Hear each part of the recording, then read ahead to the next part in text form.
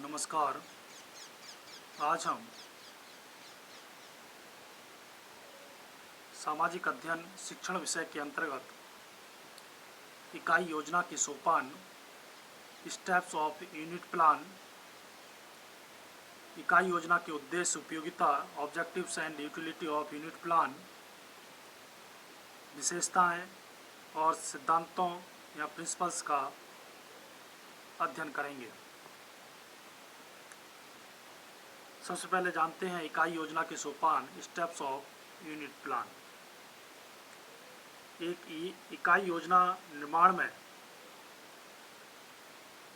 निम्न पदों को मुख्य रूप से प्रयुक्त किया जाता है, जिसमें तैयारी प्रिपरेशन, पूर्व ज्ञान प्रीवियस नॉलेज, प्रस्तुतिकरण प्रेजेंटेशन, संक्षिप्तीकरण समराइजेशन, अभ्यास प्रश्न ड्रिल और मूल्यांकन इवैल्यूएशन।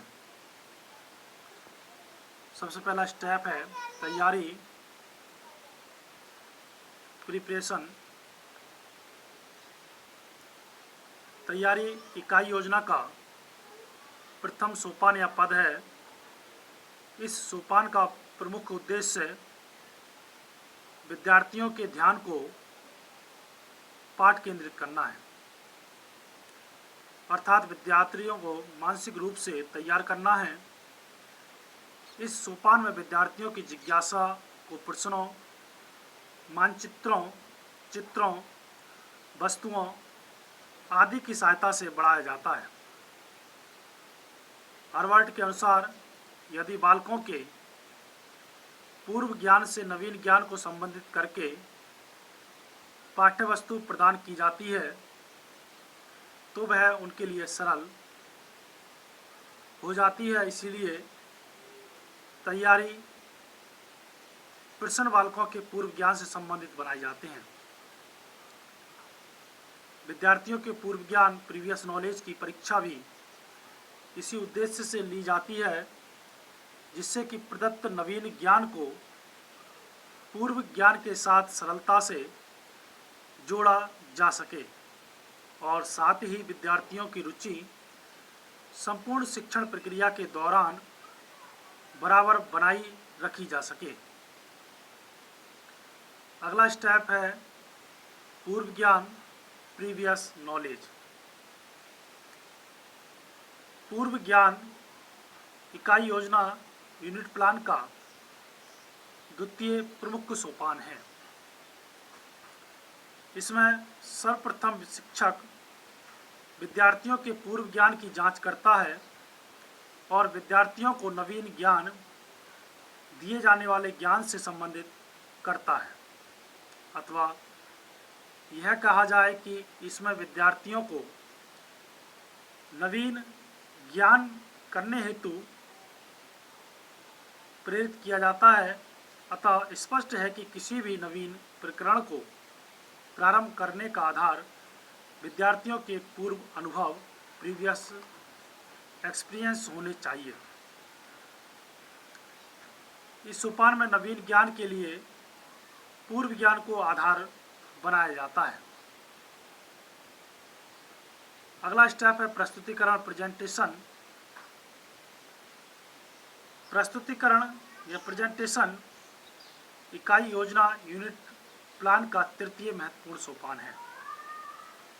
इस सोपान में विद्यार्थियों को प्रेरित करने और उनका ध्यान पाठ्यबिंदु की ओर आकर्षित एवं केंद्रित करने के लिए शिक्षक को अपने मस्तिष्क में विभिन्न रुचि वाले तरीकों और योजनाओं का निर्माण करना होता है।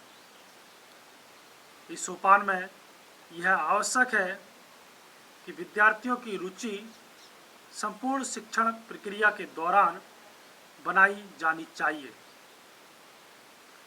और शिक्षक द्वारा बनाई जाने वाली इकाई योजना यूनिट प्लान द्वारा क्रमबद्ध रूप में पाठ्य सामग्री प्रस्तुत की जाती है। अगला स्टेप है संक्षिप्तीकरण समराइजेशन। संक्षिप्तीकरण इकाई योजना का चतुर्थ महत्वपूर्ण सोपान है।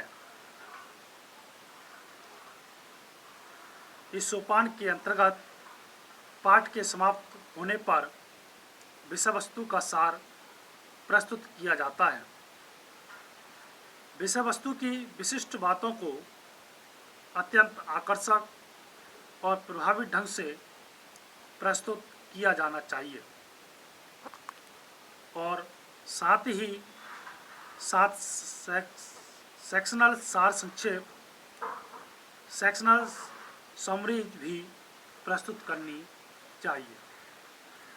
अगला स्टेप है अभ्यास प्रश्न, ड्रिल और रिकैपिटुलेशन। भूगोल जैसे विषय में अभ्यास कार्य का अत्यधिक महत्व होता है।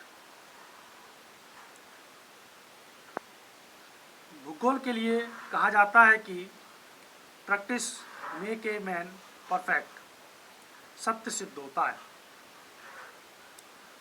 किसी शिक्षक के लिए यह संभव नहीं होता है कि वह बहुत से प्रश्नों का अभ्यास कक्ष में ही करा दें। इसलिए इस दृष्टि से इकाई योजना को ठीक प्रकार से समझने के लिए विद्यार्थियों को घर पर करने के लिए पुनरावृत्ति अथवा अभ्यास या होम असाइनमेंट और प्रैक्टिस क्वेश्चन दे देने चाहिए। अगला स्टेप या सोपान है मूल्यांकन इवैल्यूएशन। शिक्षण प्रशिक्षण प्रक्रिया में मूल्यांकन को एक अभिन्न अंग माना जाता है। मूल्यांकन प्रक्रिया जहां एक और शिक्षक को विद्यार्थियों के वांछित व्यवहारिक परिवर्तनों का ज्ञान कराती है, वहीं दूसरी ओर शिक्षक स्वयं अपने शिक्षण से संबंधित कमियों की जानकारी प्राप्त करके उन्हें दूर या निवारण करने का प्रयास करता है। इसी के साथ साथ अभिभावक भी अपने बच्चों की प्रगति से अवगत हो जाते हैं। अतः स्पष्ट रूप में कह सकते हैं कि विद्यार्थियों की उपलब्धियों को ज्ञात करने के लिए प्रश्नावली अथवा परीक्षा या टेस्ट का प्रयोग करना चाहिए। अब बात करते हैं इकाई योजना के उद्देश्य और उपयोगिता, objectives and utility of unit plan.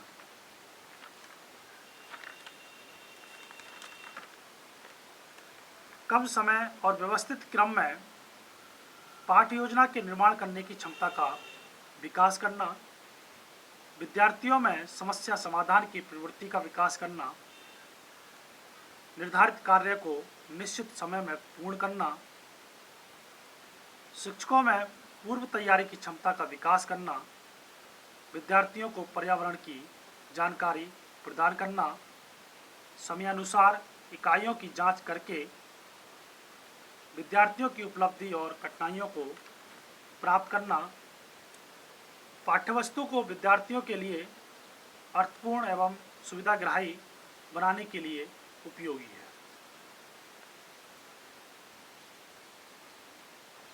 विद्यार्थियों की उपलब्धि के आधार पर व्यक्तिगत शिक्षण का प्रबंध करना विद्यार्थियों को किसी विषय के शिक्षण को क्रमबद्ध और सह संबंधित स्वरूप प्रदान करने के लिए उपयोगी है। विद्यार्थियों में पाठ्यवस्तु की न्यूनतम कमियों को दूर करने में उपयोगी है। तो ये थी उद्देश्य और उपयोगिता। अब जानते हैं इकाई योजना की विशेषताएं, कैरेक्टरिस्टिक्स ऑफ यूनिट प्लान। एक अच्छी इकाई योजना की प्रमुख विशेषताएं होती हैं जिनमें प्रत्येक इकाई योजना को उप इकाइयों में संभवतः विभाजित किया जा सकता है। प्रत्येक इकाई योजना की प्रमुख विशेषता उसका मूल्यांकन पक्ष है। इकाई योजना का संगठन विशिष्ट या स्पेसिफिक होता है। इकाई योजना की उपलब्धता विद्यार्थियों की पहुंच के अंदर होती है इकाई योजना विद्यार्थियों को कार्य करने के लिए प्रेरित करती है। इकाई योजना का उद्देश्य और परिभाषा उचित होनी चाहिए। इकाई योजना के अंतर्गत विद्यार्थियों के व्यक्तिगत भिन्नता को प्रयोग करते हैं। इकाई योजना विद्यार्थियों को कार्य करने के अवसर प्रदान करती है। अब जानते हैं इकाई योजना के सिद्धांत, प्रिंसिपल्स ऑफ यूनिट प्लान। इकाई योजना का निर्माण करते समय विद्यार्थियों के सामाजिक कार्यों को महत्व देना आवश्यक होता है। इकाई योजना का निर्माण करने का आधार विद्यार्थियों की भौतिक आवश्यकताओं को ध्यान में रखना चाहिए। इकाई योजना का निर्माण करते समय विद्यार्थियों की रुचि और आवश्यकता का विशेष ध्यान रखना चाहिए। इकाई योजना का स्वरूप इस प्रकार का होना चाहिए कि विद्यार्थियों और विद्यालय की आवश्यकताओं को पूरा करने में सहायक हो सके। इकाई योजना में जो भी क्रियाएं संगठित हों उनका आपस में संबंध होना चाहिए। इकाई योजना किसी भी क्रिया या ज्ञान के इर्द गिर्द संगठित होनी चाहिए। इकाई योजना में लचीलापन होना चाहिए जिससे आवश्यकता अनुसार उसमें थोड़ा परिवर्तन या हेरफेर की जा सके। संपूर्ण पाठ्यवस्तु एवं क्रियाओं को इस प्रकार संगठित किया जाना चाहिए कि उसमें तार्किक संबंध बन सकें। इकाई योजना का निर्माण करते समय समय स्थिति, सामान और उपलब्ध उपकरणों का ध्यान रखना चाहिए। तो ये था इकाई योजना के सोपान, उद्देश्य, उपयोगिता, विशेषताएं और इकाई योजना निर्माण के सिद्धांत। धन्यवाद।